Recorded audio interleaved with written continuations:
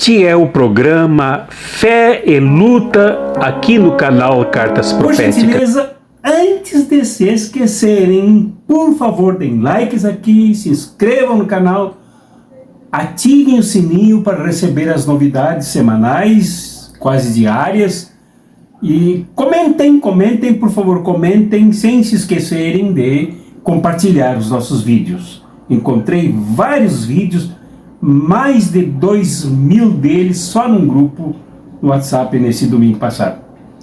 Então, aqui também se coloca a chave do Pix, para a qual eu peço a colaboração de vocês, que vocês ajudem, por favor, a manter esse nosso trabalho aqui.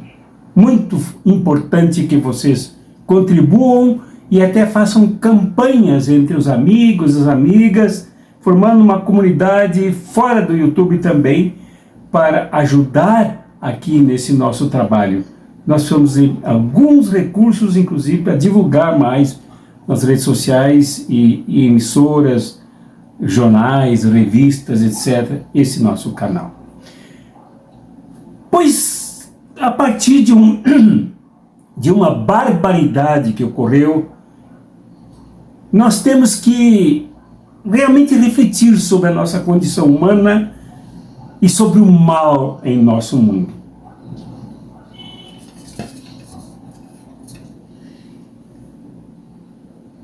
Hoje, 9 de abril de 2024, há 79 anos, lembramos do enforcamento do teólogo, pastor, intelectual, pós-doutorado, jovem, Dietrich Bonhoeffer.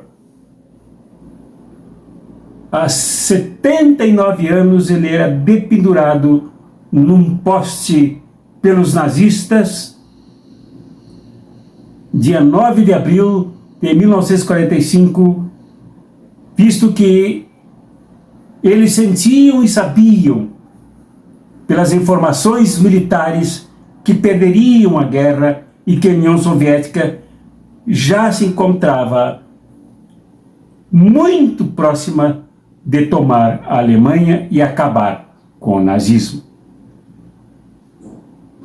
Morreu assassinado o jovem promissor Bonhoeffer, que deixou lições enormes apesar da sua idade, com teses escritas, inclusive para o seu pós-doutorado, que impressionou o teólogo Barth e todo o mundo com o seu poder de reflexão sobre a fé, sobre o discipulado cristão e a participação dos cristãos e das cristãs na construção da sociedade, não somente para eles, cristãos e cristãs, eles e elas, mas para a humanidade inteira. E eu quero desenvolver aqui alguns pontos, 4 pontos bem rapidamente, para que se pense a partir desse intelectual, deste mártir, ousado, corajoso, que entregou a sua vida a favor do combate do mal, como nós veremos ao final desta reflexão, o que foi que causou o seu assassinato. Primeiro ponto, ele percebeu desde muito cedo, de forma crítica, os males que nucleavam e estruturavam o nazismo, que começava em 1937 na Alemanha e começava a tomar mentes e corações do povo alemão, se infiltrando em todas as instituições, inclusive, assombrosamente, nas igrejas, em particular na igreja estatal da Alemanha, que era a Igreja Luterana. Ao perceber muito cedo, antes do senso comum, antes mesmo dos próprios intelectuais que tiveram os seus livros queimados em praça pública e muitos deles expulsos ou exilados da Alemanha e outros presos e incinerados no Holocausto, lá estava o jovem Dietrich Bonhoeffer a protestar e a denunciar o fascismo lá na Alemanha com o nome de nazismo. A grande maioria das igrejas, nesse caso, a principal, mais importante, mais influente delas, que é a Igreja Luterana Alemã, mas também a Igreja Católica Romana, se renderam a Hitler, se venderam ao nazismo e assim, de forma absolutamente desleal, participaram do apoio a Adolf Hitler, abençoaram o Kaiser, de certa forma, estenderam todos os tapetes vermelhos, apesar da Alemanha se gloriar de ser a pátria dos filósofos e dos cientistas, todos de forma assim absolutamente narcotizada, se entregaram ao terror e ao mal representado por Adolf Hitler e o seu regime de perseguição aos judeus, aos homossexuais, aos doentes mentais, aos ciganos, aos intelectuais, à classe trabalhadora, aos comunistas e a toda a oposição ao pensamento dele. É bom se perguntar por que isso ocorreu.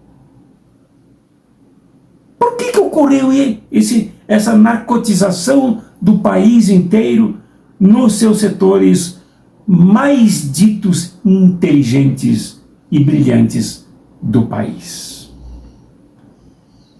É difícil de explicar, mas é reconhecido que participaram do mal ao se calarem. Participaram silenciosamente, em muitos casos, e em outros, aplaudindo deste mal que quase levou à extinção da própria humanidade. Igrejas que se venderam, o clero que, além de silenciar, temendo perder os seus cargos, porque os pastores, na época só tinham pastores, não havia ordenação de mulheres, que se tinham como funcionários públicos, porque os pastores, os teólogos, eram funcionários públicos pagos pelo Estado, temendo perder os seus privilégios e gordos salários, curvaram-se à besta e a serviram de forma covarde. Esse primeiro ponto, que fechará o último da nossa reflexão. Segundo ponto, Dietrich Bonhoeffer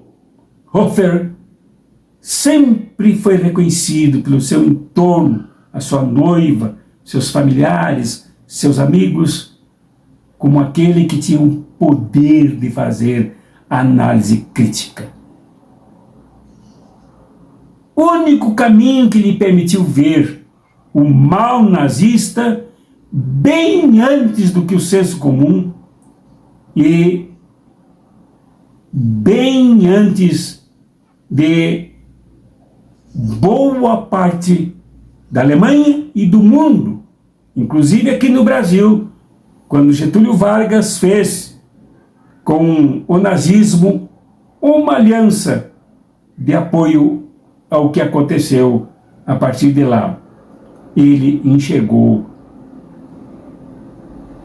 percebeu os males do nazismo pela sua sensibilidade crítica e o quanto este mal se abateu sobre a Alemanha, vitimando, nesse caso, de forma gravíssima, esses setores todos que eu mencionei.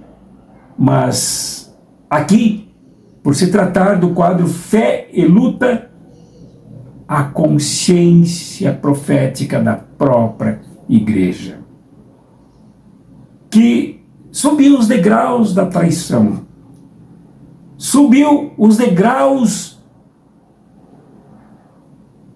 da troca de favores, os degraus da covardia para se vender. O nosso herói, no entanto, colocou-se rapidamente na defesa dos judeus, ajudando-os a sair do país, passando por riscos altíssimos de serem capturados dezenas de judeus.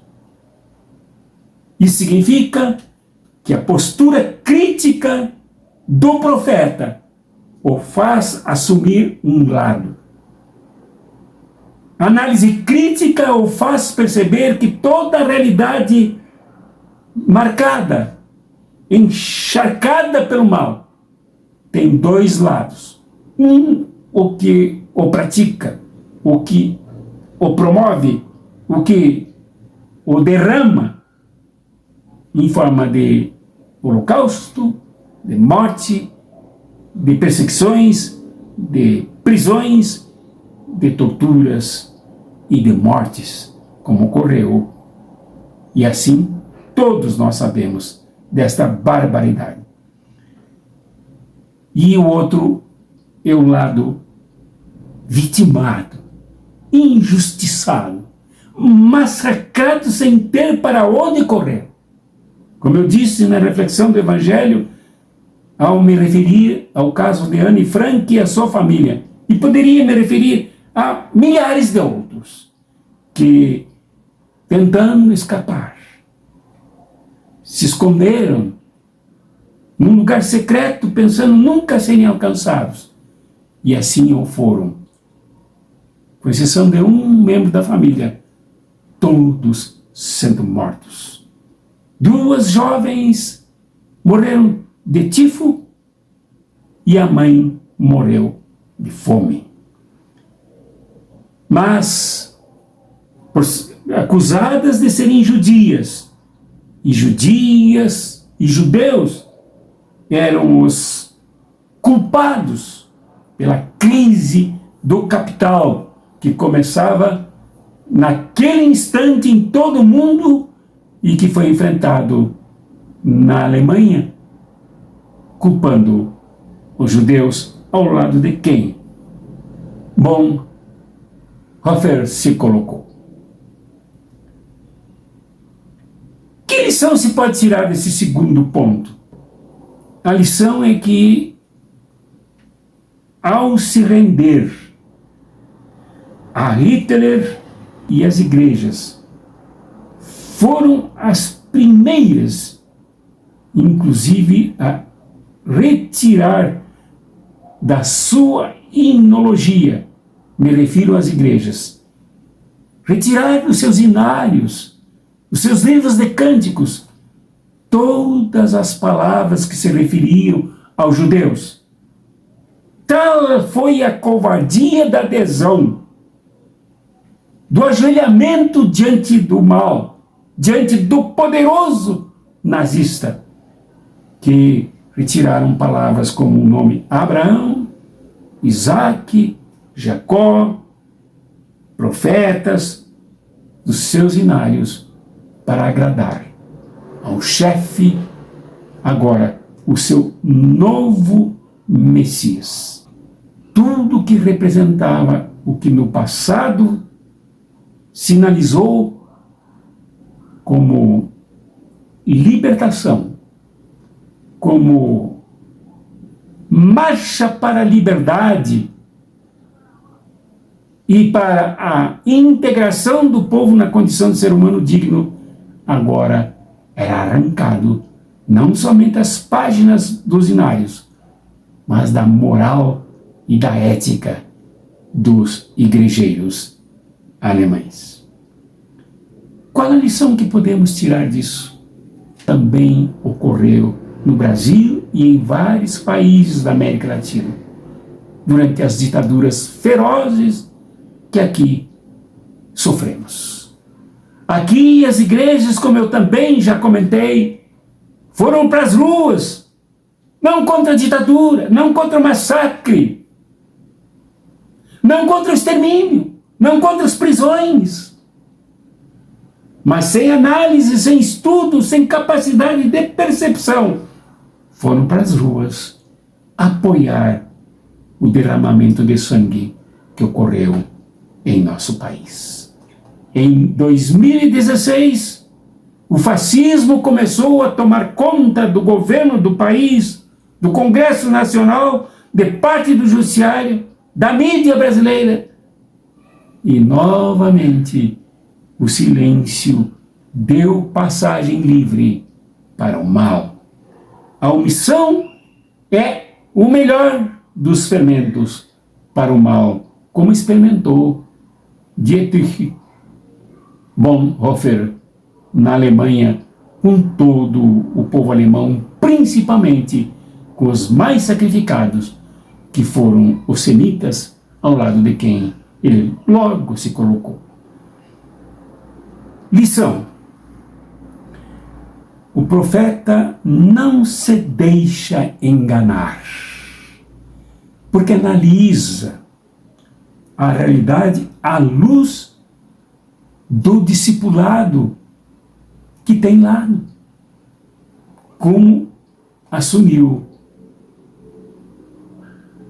o nosso líder, o nosso teólogo, o nosso intelectual, o nosso mártir, aqui referido por mim nesse programa. E esse discipulado exige uma coerência radical, lógica, que não permite o barateamento da lealdade. Ele, no entanto, o praticou a fé, sendo empurrado por isso para a prisão, como nós veremos logo a seguir. Ainda que tenha, como intelectual, iluminado que era, capaz que era, de viver em qualquer lugar do mundo, como ocorreu com as suas idas 2 ou 3 vezes aos Estados Unidos, convidados insistentemente pelos amigos, por pastores, por universidades, para permanecer lá, enquanto se esperava passar o mal na sua terra, na Alemanha.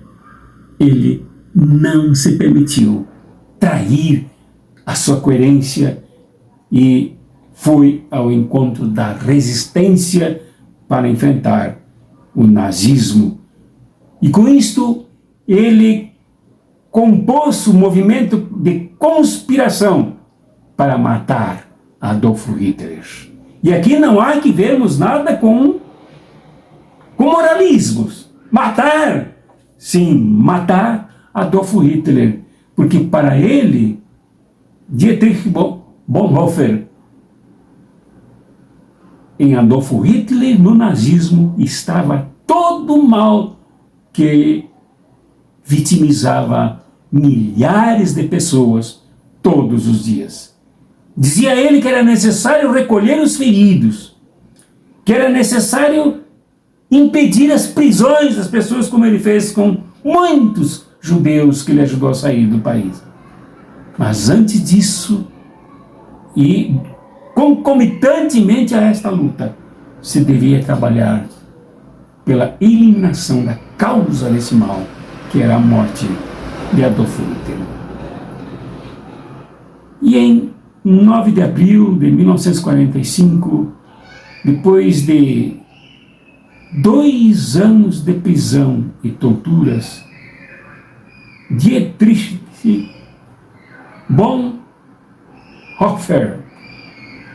foi enforcado aos 39 anos de idade, noivo que amava uma mulher e era por ela esperado para casar. No entanto, quando os guardas o apanharam na cela, o apanharam na prisão, no campo de concentração, para levar uma forca, ele já sabia de que se tratava. Então ele disse aos guardas e à pessoa que estava com ele no recanto: é o fim. É o fim, mas para mim é o começo de tudo. E lá se foi o profeta. Se foi para o cadafalso e, leal, entregou a sua vida pela salvação dos judeus e do povo alemão vítima do nazismo. Lição para nós, hoje, aqui e agora. O profeta discípulo não trai jamais, não se vende, não negocia nem adocica a fé e a luta por um mundo sem nazismo.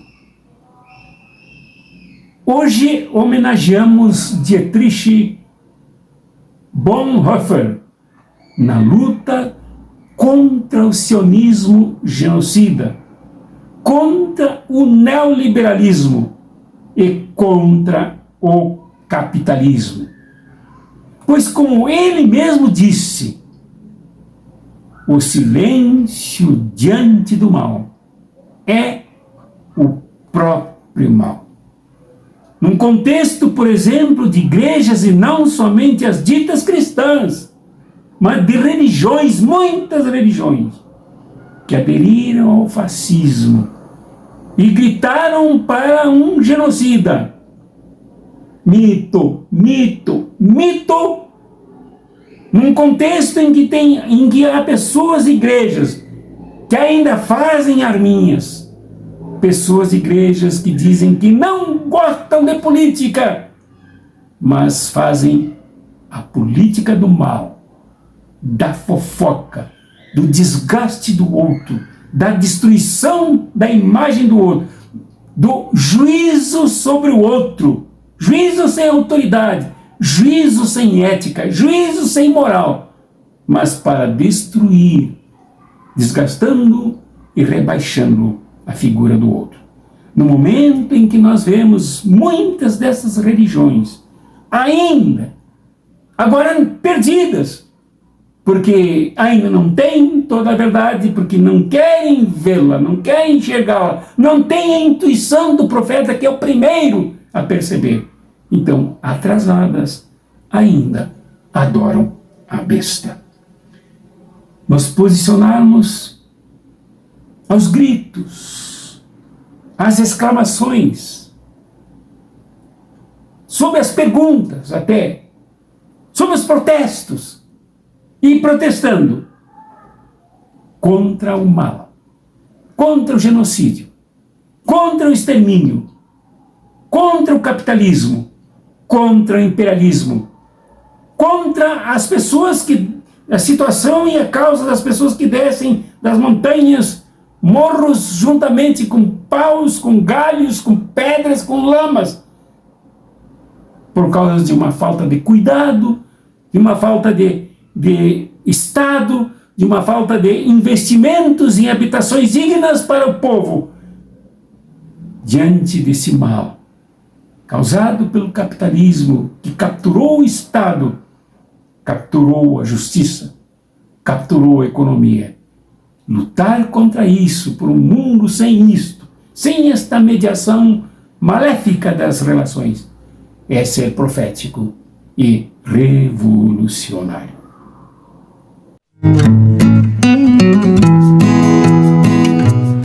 Este é o programa Fé e Luta aqui no canal Cartas Proféticas. É para cristãos e cristãs, religiosos e religiosas afro-brasileiros, islâmicos, judeus, budistas, espíritas ou pessoas plenas de fé na humanidade e na luta, que se indignam com o fascismo e o neoliberalismo, se inconformam e se rebelam com a injustiça econômica e social, que não caíram e não caem no inferno, mas são maltratadas e feitas por uma elite dominante do mercado satânico e opressor. Se quer lutar, se quer crer lutando, se quer lutar crendo, este é o seu programa. Venha participar, colabore, dê likes, contribua, compartilhe e chame convidados para participar dos encontros aqui com as pessoas que creem e que lutam e que creem por uma nova sociedade que não comportará mais injustiças e opressão da humanidade e massacre do meio ambiente.